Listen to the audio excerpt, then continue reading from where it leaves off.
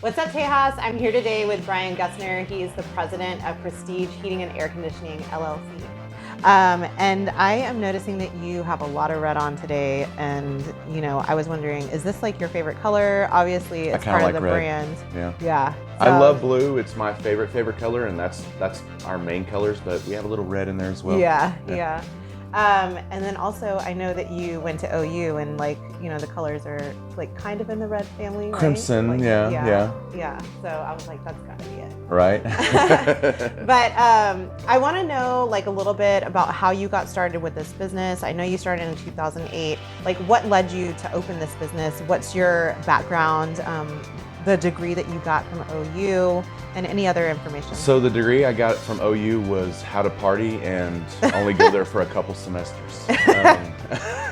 I'm not one that was built for school, I guess. I did really well in high school. I graduated with a 3.8 GPA, but when I got into college, I just had too much fun. And it just wasn't for me. So I've been working for my father since the age of 10 in his air conditioning business.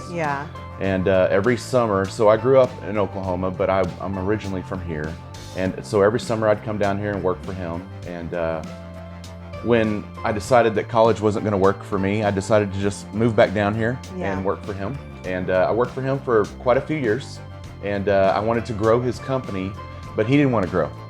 He was very comfortable just being him and I in a truck. And I didn't think that was gonna be viable for our futures. And so he and I both decided it'd probably be best if I broke off. And so I went and worked for two other companies over the next few years. And I basically made a book of that was my college. I made a book of all the things that they did right and all the things that lost them money. And then I decided to open my own company and do all the things on the left-hand column, the good stuff. And the reason I really started my company was I really and truly, and these people are now, they're gone from this world, and I love them very much. They mentored me very well, but they were always so focused on getting over on the client. And I'm just from a different type of family, and I can't sleep at night. And so I just didn't never agree with it, and it always just never set well with me. So I started my company, and we treat everybody well and just wait for the money to follow behind, and fortunately it works. And I think, like, you know, people obviously they value a person and a company that has integrity. And I love how, you know, you're telling your story about building your company. And we have run into some people that they do get like comfortable, and that's okay to be comfortable where they are. But for a lot of people, you want to, you know, really be making some more money and like have something to sustain your children. Well, unfortunately, he is 70 years old now, and he still works. Because he has to.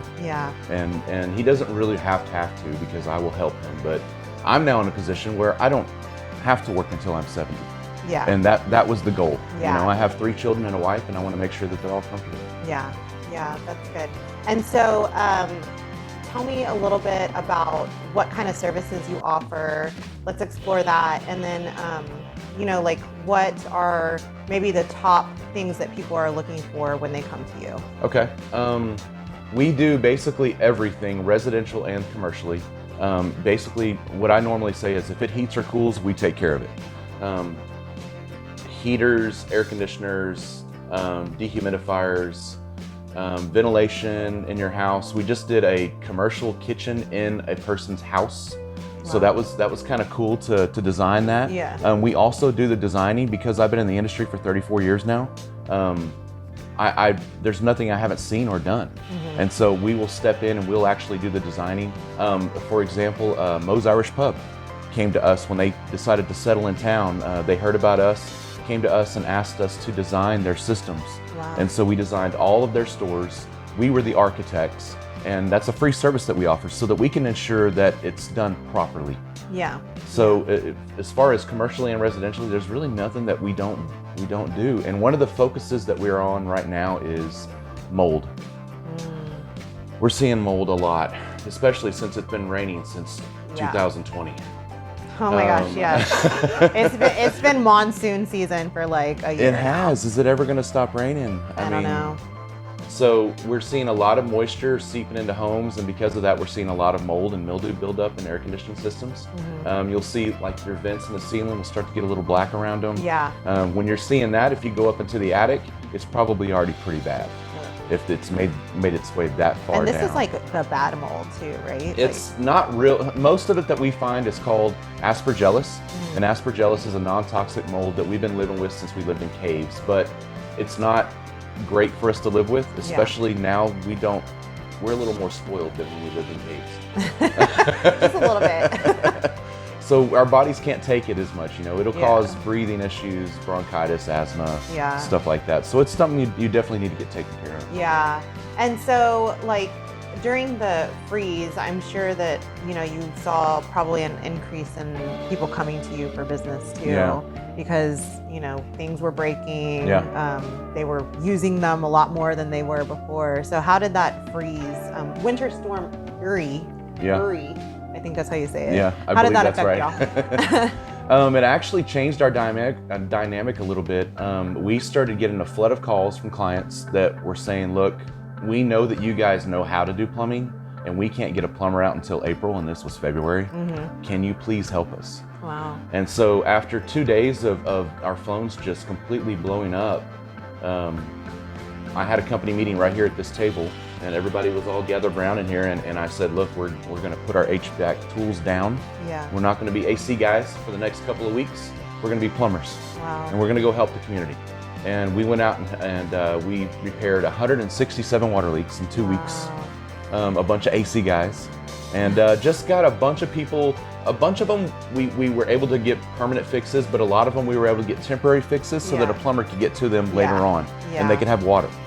I mean, one of the things that we're spoiled to now is water. Yes, we need running water in our homes. So it was pretty cool, to be very honest, to be able to go out there and help the community, because it's one of my passions.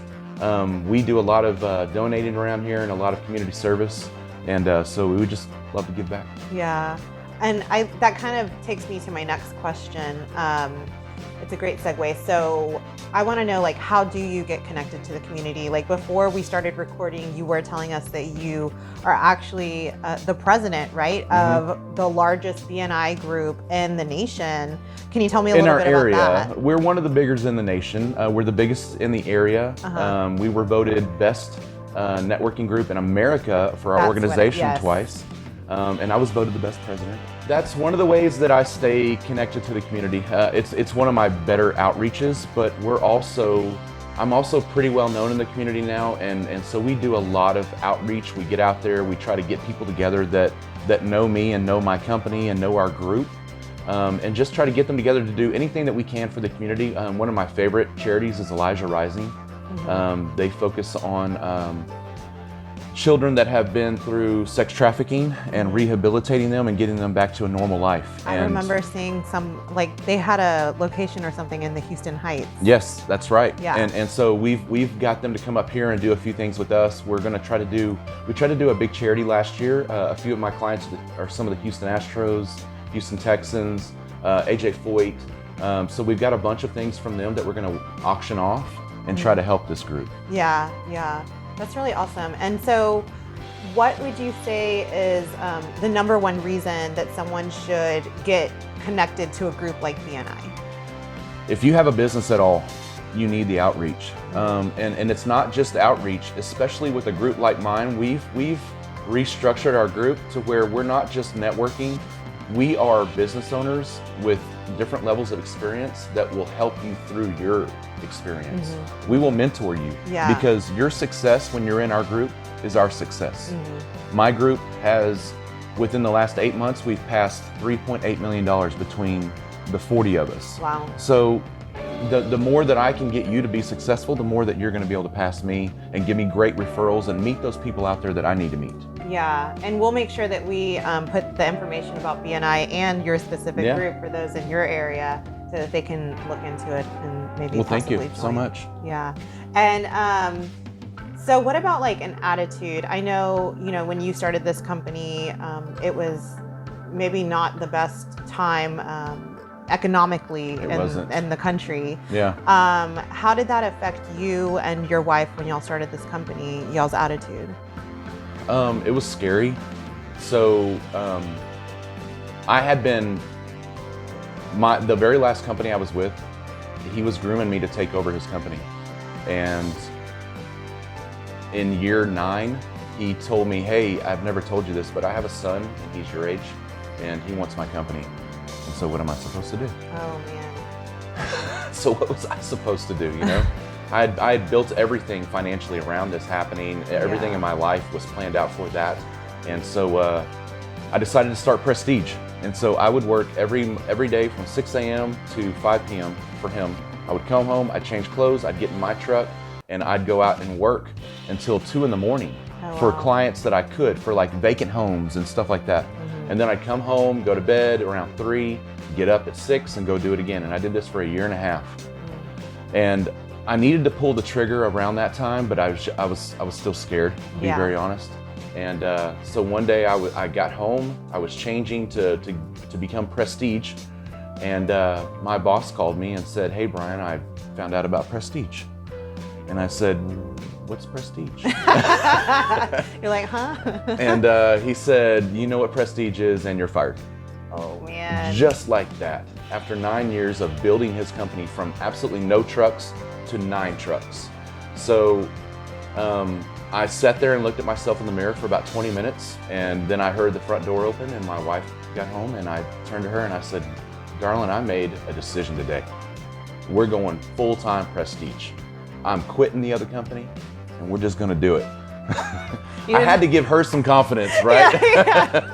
Because I was scared to death underneath. But about 3 months later, I sat her down and said, look, I actually got fired. We've got a good amount of money now, so everything's fine. That's funny. So like I feel like the people that we've interviewed before you, like we've done about maybe 50 interviews. A lot of them tell us kind of a similar story where they were like scared and they were like just not ready to take that leap. But once they did it, you know, they were like, oh my gosh, it's the best thing that I've done. Do you feel like kind of in the same boat? Totally. It was, and it still is. It's been a lot of work. It's been a lot of stress. It put a lot of stress on my marriage many times. But it also made it possible to do some different things that I wouldn't have been able to do if I worked for someone. So I coached my son for 15 years through baseball, and I was the head coach every year. I would have never been able to do that if I worked for someone else. There was too many time commitments. I can now, sometimes we wake up on a Friday morning, my wife and I, and we decide to go to the hill country, and we go to the hill country. Because we want to. And it's pretty cool. I mean, there was a lot of torment that got us to this point, but we're here now. You gotta make those sacrifices. So it sounds like now, instead of working for the man, you are the man. I don't like to say it for myself like I said it for you. So tell me, what is the secret to, obviously it's summertime, it's super hot right now. Today is actually a beautiful day. It's not raining. And it's the perfect day for a pool day. I told Jenny on the way in here. So that's where I'll be later. But but what would you say is a secret to keeping your house cool during these hot summer months, which is pretty much the whole year in Texas? So number one, get a checkup. Make sure your system's clean, make sure it's running well and running like the manufacturer designed it. So many people just forget all about the air conditioning system. It's quite frankly the most expensive thing in your home. And you can equate it to an automobile. Would you drive your automobile for 15,000 miles or 3 years without doing an oil change or some type of checkup at all? No, because you want it to start in the morning when you get out and get in that thing. Don't you want your air conditioner to start every single time you ask it to? Yes. Then you need to get it checked up. You need to make sure it's maintained. And AC units that are maintained normally last between 15 and 20 years. AC units that are not maintained last between 10 and 12. Okay. And so if it's a $10,000 system, wouldn't you want it to last an extra 5 to 6 years? Yes, absolutely. And so that's actually really the key. And once you do a good checkup, a good tune-up, if you've got a good company doing it, they're going to make recommendations on what you need to do in your specific situation in your home to keep it cool. Yeah. Because there's so many different aspects. What if your attic is too hot? Then the heat from the attic bleeds down through the ceiling, and now our air conditioner is working perfectly, but our home is not designed properly. Right. And so it's not working. Yeah. And so there's all these little bitty factors that come into play that you need a really good company to come out and just find for you and tell you how to solve them. Yeah. And so if somebody wanted to get a checkup from you all, like, is there a flat rate that it costs, or? We actually have a club. We call it our service club. Yeah. And if you're in our service club, we come out twice a year and check it up. For one system, I think it's like $250 for the entire year. Throughout the year, you get discounts on parts. You don't ever pay a service charge fee, which is $85 every time we come out to diagnose. You don't ever pay that. You get $100 credit towards an air conditioning system every single year that you're on there. There's just so many benefits. Yeah. And the cost is so minimal, you'll pay for it in one trip. Yeah, that sounds like a great deal. So we'll make sure that we drop your information so that everybody that's watching knows where to reach out to and find you. What's the largest service, like the area, your radius that y'all go to? So we have a pretty big radius. We go all the way up to Willis. We go down to Dickinson. We go east to just about where the Beltway goes, the furthest east, and then we go west to Brookshire. Okay, yeah, that's a pretty big area. It's a pretty big area, yeah. Well, that's awesome. A lot of trucks on the road. Everybody watching, y'all know, he's probably like going to be able to service area. We're all over the place. So, tell me about like a professional obstacle that you faced. I know that you talked a little bit about your marriage kind of struggling when you were starting the business. So can you tell us about an obstacle and how you overcame that? So we had just gotten married when we started the business, and we had just bought a house when we started the business, and it was 2008. And if anybody remembers 2008, it was a very difficult time to buy a house. But our lease was up. The guy who was leasing the house to us had decided that he was selling the house, and we just knew that we needed to buy something. We didn't need to move into a lease again.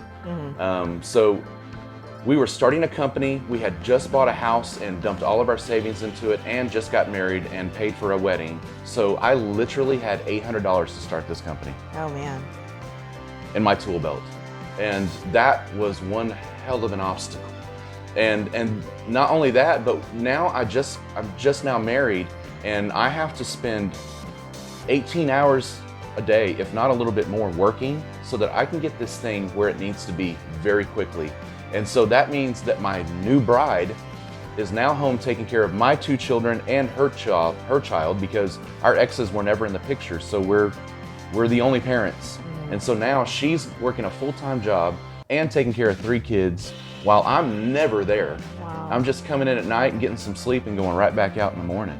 And so in about the first year, towards the end of the first year of our marriage, we had to get away from town and just turn our phones off and reconnect and just make sure that this thing was going to last. Yeah. And I knew that the company wasn't going to last. The company was going to fall apart if my marriage fell apart. It was all tied together. Yeah. And, it's interesting that you're talking about, putting so much time into work and it affecting your relationship, because we actually interviewed somebody yesterday and we were talking about, like, I had asked him, are you dating anyone? We're friends, so. Yeah. I was like, are you dating anybody right now? And he was like, I'm like pretty much married to my business. Yeah. And like, it has to be somebody that understands that. And that's hard to find. It is hard to find, and it was hard.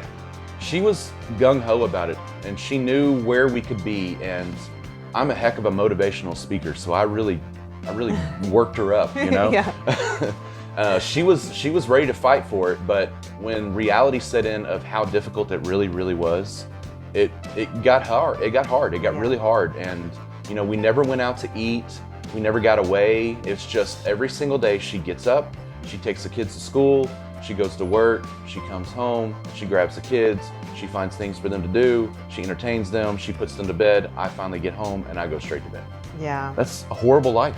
Yeah. It really is. And unfortunately, a lot of people live that life every single day. Yeah. And I did not want that to be our life, but I knew that if I could put that work in right now, it wouldn't last forever. Yeah, that's good. And I'm like starting to feel like really motivated myself. You're right, you are a pretty motivational speaker.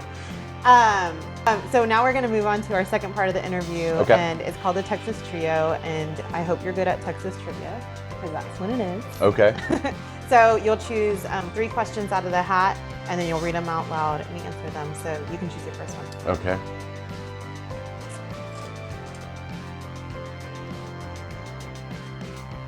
Have you ridden a horse? I actually grew up in the country, so I've ridden many, many horses. I've even rode a couple of Clydesdales. That was super cool. Oh, that is cool. Yeah. I used to work for Bud Light, so they had the Clydesdales all the time out at our events. The little bitty town I grew up in Yukon, Oklahoma, has a big Clydesdale ranch, so that was pretty cool to grow up next to. I've only ridden a horse twice. What is the state motto? Don't California up our Texas? Yes. I don't know. Exactly. I'll take that. I think it's the friendship state. Do you listen to country music? Favorite song and artist? I actually do listen to country music. I like some of the oldies. So of course, throw some George Strait out there, but some George Jones, Hank Williams Jr., any of the old time guys, Willie. But I also like some really cool, new stuff. Cody Canada, I actually went to high school with him, so cross Canadian Ragweed, love them. I love Cody Jinks, and what about Kojo? Kojo? Yeah, Cody Johnson. Oh, Cody Johnson, yes, I love Cody Johnson. Yeah. Very, very much. Yeah, I love country too. I like some of those country pop musicians too, that some people are like, that's not real country, but I'm one of those that says that. Okay, I'll still be your friend. But thank you so much for taking the time to talk to us and share a little bit more about your story. And like I said before, we're going to make sure that we drop your information so that our viewers can check you out, check out BNI. Yes. And we're going to be sending some people your way, so send them my way. Yeah. You can see me. All right, thanks. Bye. Bye.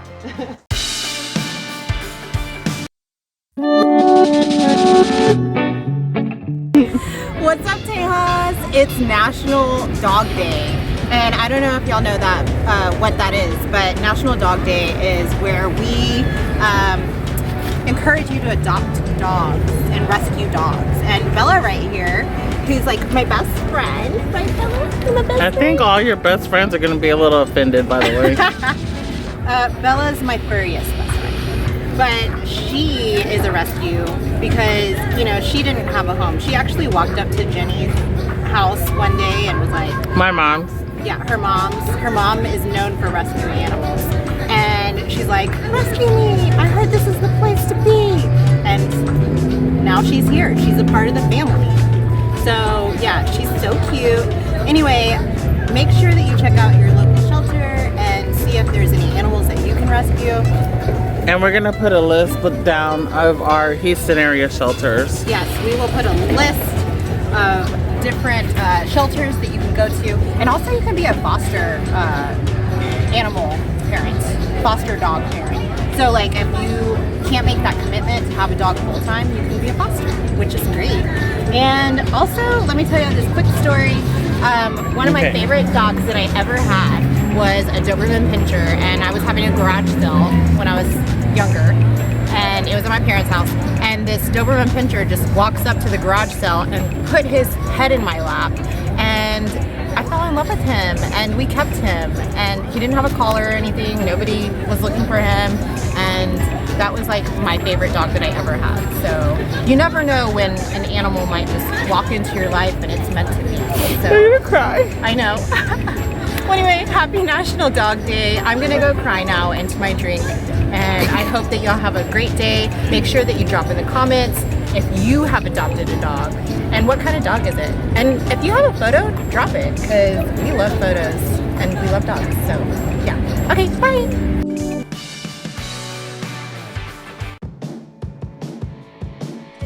Don't forget to like, comment, and subscribe. Till next time, that's all, y'all.